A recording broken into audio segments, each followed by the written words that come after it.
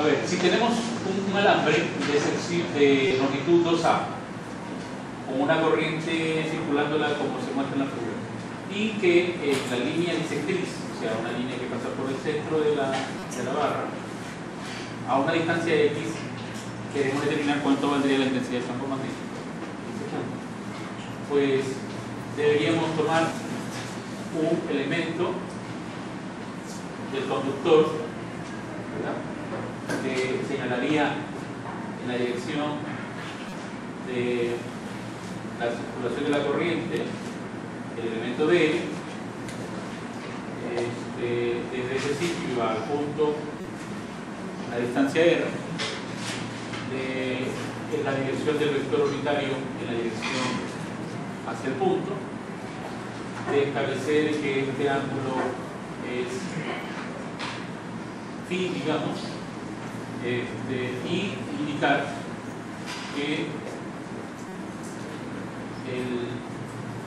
la contribución del campo magnético sería mu sub 0 y 4pi por el dl cruz r dividido para r cuadrado, ¿no? Entonces la pregunta aquí sería cuánto vale el producto de L cruz R. ¿Sí? Ahora, esta distancia es X y el seno de phi, esto valdría de L seno de phi, ¿cierto? Puede quedar valorado como seno de phi, como el opuesto, ¿no?, sobre la hipotenusa, X sobre R. X sobre R. Ahora, ¿cómo vamos a variar? Bueno, phi no sería sino el elemento Y, esto tomamos el eje de la Y, y este es tu origen. Este elemento de L sería el diferencial de Y. Entonces, yo debería escribir aquí que de L cruz R, unitario, sería sustituido por un de Y seno de phi, que sería X sobre R. Pero R, ¿cuánto valdría R? R podría ser escrito como X al cuadrado más la distancia que del origen a este sería Y al cuadrado a la 1 medio. Entonces, si ya puedo establecer el diferencial de campo por esa contribución del elemento de L, que sería mu sub 0 y 4pi por dl, que sería de sub y x sobre r al cubo, porque tengo un r cuadrado y este otro r sería el cubo, ¿verdad? Entonces, me quedaría que b sería mu sub 0i sobre 4pi por la integral de, bueno, el x también, que puedo sacar, que x es constante, ¿no es cierto? Y me quedaría la integración de y sobre ¿cuánto? R al cubo.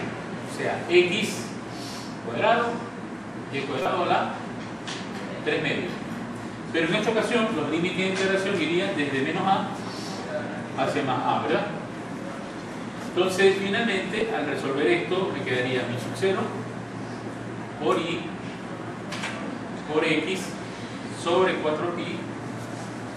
La integración de esto sería raíz cuadrada de x cuadrado más y cuadrado por y, que es la variable, y la constante x cuadrado.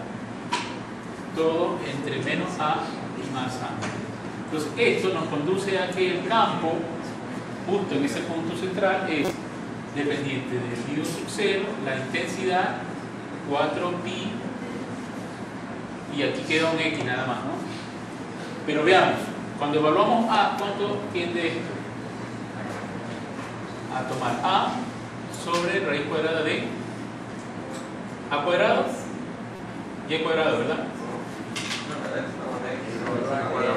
Estoy evaluando y, sí, y evalúo x de x, sería al revés, x cuadrado más a cuadrado, ahí sí.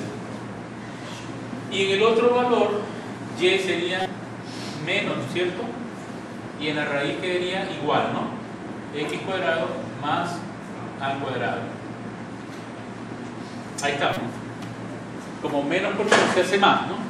Entonces al final esto queda dos veces, ¿no? ¿Están de acuerdo? Entonces quedan dos veces, o sea que quedaría mu y la intensidad de la corriente, ¿no? Y el factor A, acá abajo queda X, ¿no? Aparece X. 2 y 2pi X y la raíz cuadrada de A cuadrado, bueno, vamos a ponerlo como está, X cuadrado más A cuadrado. ¿Eso tuvieron? Entonces esto sería la magnitud para ese alambre de longitud 2A, no depende de mu, de la corriente, de la distancia A. Bueno, en realidad la longitud del alambre es 2A, de X por la raíz cuadrada. La dirección, ¿cuál vendría a ser la dirección? La dirección, veamos la figura. Sería la que resulta del producto vectorial de L cruz R, ¿no? Entonces de L hacia R entra, ¿no? Entonces aquí se vería, en este punto, el campo entrando, ¿no? Aquí lo ponemos con una X.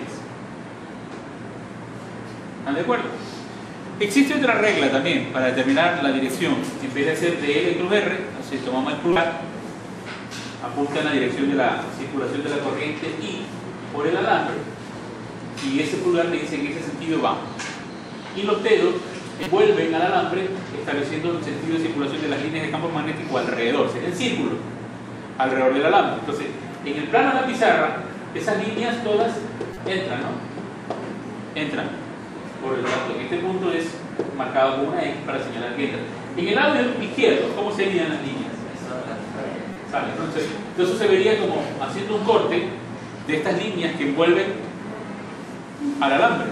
Son líneas envolventes al alambre, círculos de radio X, círculos de radio X. Entonces, el campo magnético para este alambre finito es esta expresión que aquí ustedes. Ahora una cosa. Suponiendo que el alambre es infinito, suponiendo que el alambre es infinito, o que esta distancia es muy cercana al alambre, que X es pequeñito, ¿hacia dónde tiende el valor del campo magnético para esa condición? Entonces, supongamos, si X es muy pequeño en comparación con A, entonces teníamos la expresión, voy a escribirla nuevamente aquí, mu sub 0 y por 2pi X, ¿no? Y aquí tenía la raíz cuadrada, ¿no? Aquí tiene la raíz cuadrada de A, que vendría a ser X sobre A más 1, sí. A ver, voy a ponerla como tenía antes, ¿no? La respuesta me había dado así, la raíz cuadrada de X cuadrado más A cuadrado, ¿recuerdan? Entonces, si escribo esto así, bueno, lo podría ver, decía 2pi X raíz cuadrada de X cuadrado sobre A cuadrado más 1. Entonces, si A es muy grande, este valor tiende a 0. Si A es muy grande en comparación. Entonces, el valor de B tiende a mu sub 0i sobre 2pi X. Este es el valor típico de un alambre infinito, ¿no? Entonces yo tengo un alambre muy grande, ¿verdad?, que transporta una corriente I. Entonces por aquí hay una corriente I. Y quiere determinarse la intensidad del campo magnético a una distancia R o X, donde esta distancia es la distancia del alambre al punto, ¿no? Aquí le llamamos X, puede ser RA, cualquier. Entonces, ¿cuánto vale el campo aquí? Un campo magnético que entra por la regla de la magnetismo, cuyo valor es mu sub 0i sobre 2πx.